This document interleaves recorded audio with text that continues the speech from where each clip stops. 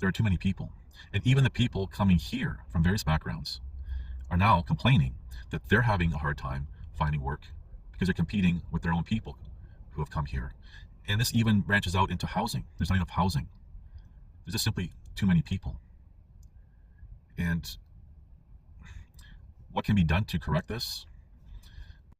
Hello, it's December 2024.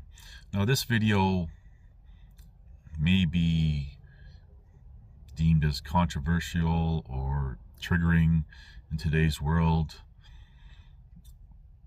but it's inspired by multiple conversations I've had for quite some time now with various people with various backgrounds. And before I get into this topic, I'm gonna just briefly touch up on something personal with myself, because it does tie into with the topic of this video. Now, for people who know my story, been following me for years, and thank you by the way, already know why I have been living the way I have been living for, say, a decade. Now, I'm going to go just quickly reiterate my story here. In 2012, I was exposed to the sex trafficking abuse of vulnerable women at a nonprofit mental health organization. And I had told a governing body in confidence, or what I thought would be in confidence, what I knew, and that became the beginning of my demise. And on May 4th, 2013, two now former police officers came to my vehicle. Just gonna go through this really quick here. Sucker punched me through my open window, knocked me out, put a gun to my head, handcuffed me, and then proceeded to beat me from behind, leaving me partly disabled.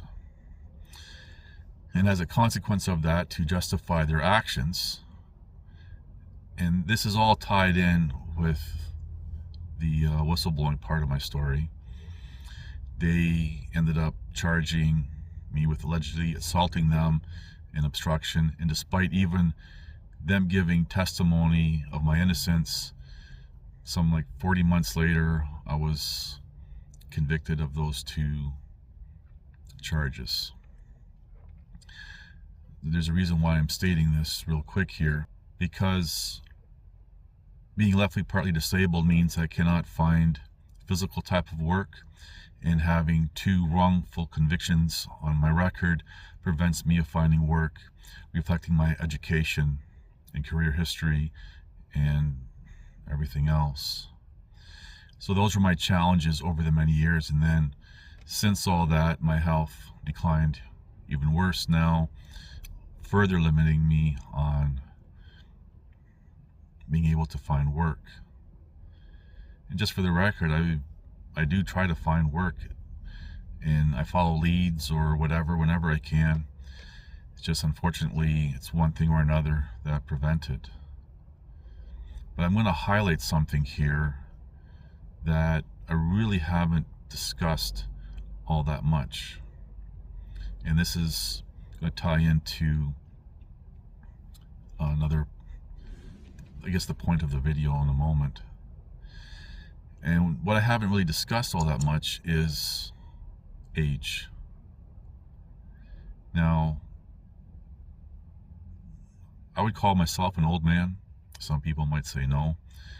I'm in my mid-50s and not getting any younger. And believe it or not, age is a hindrance when trying to find work, or certain kinds of work. Where age and life experience would benefit me, say for finding a position, would be in my education or career history paths, definitely, but unfortunately having issues with that, as I just stated. So age, and believe it or not, over the years, and even recently, we'll say, that was a deciding factor on trying to get a job. So there is age discrimination, and it happens all the time, but no one really talks about it.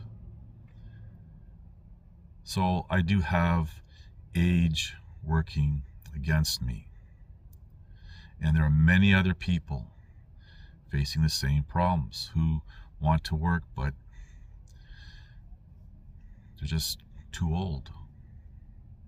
I was going to segue for a moment. I remember when I was young, in my teens, entering the workforce, being too young, no life experience, no experience in anything, being a hindrance, but you can kind of overcome that, and especially over time, you develop work experience and life experience, and life goes on. But age is a hard thing to get around.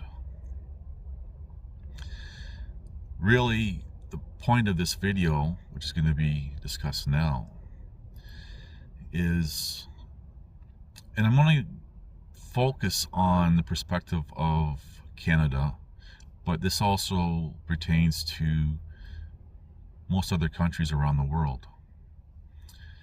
And the problem that we see is that there's too many people now. And a lot of people, say born and raised in a country, seem to focus on the people coming into their country and blaming them. You gotta stop and think about this for a moment. If the tables were turned, and this does happen even to this day, where there's an opportunity to make more money or better one's life or whatever, people will leave, for example, North America and move elsewhere. So it's kind of like a double standard almost. But that set aside, there are too many people. And even the people coming here from various backgrounds are now complaining that they're having a hard time finding work because they're competing with their own people who have come here. And this even branches out into housing. There's not enough housing. There's just simply too many people. And what can be done to correct this? Unfortunately, the damage has been done. And all we can do is, the best we can do is survive. And we see, for example, the diversion of resources to assist people coming in, but not the people already here. And there are people who have come to, for example, Canada,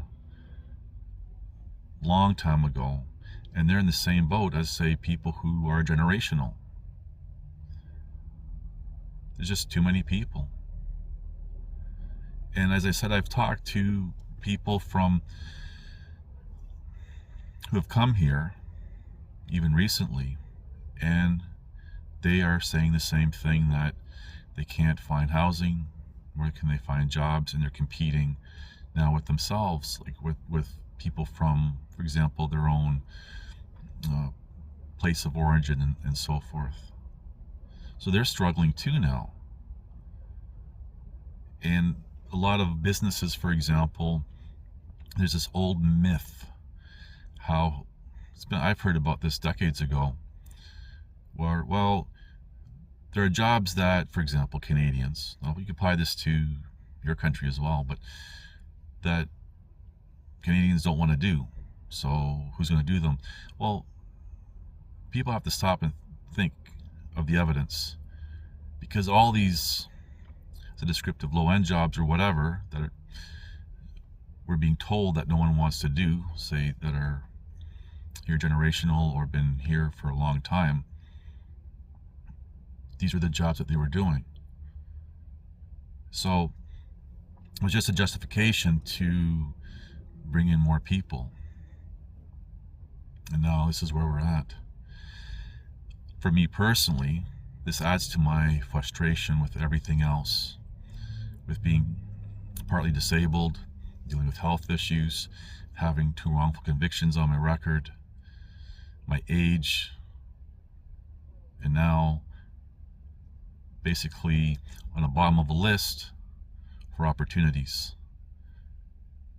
because of other people. And I'm not blaming these other people, for example, who are coming here. The blame, superficially, you could say, well, it's perceived leaders, perceived elected leaders. That's a different topic that I've discussed before. But you have to also keep in mind that this is a worldwide thing that's going on. It's not just your country, wherever you are. It's all around the world. So you can't really blame your perceived elected leaders, because there's a theme going on worldwide. All we can do is survive the best we can without compromising ourselves. And really, I just wanted to bring awareness to this and give everyone something to think about. Whether you're in your country generationally, or for a long time, or you're new. Just things to think about. Anyway, thank you for watching. Please like, subscribe, comment, and share.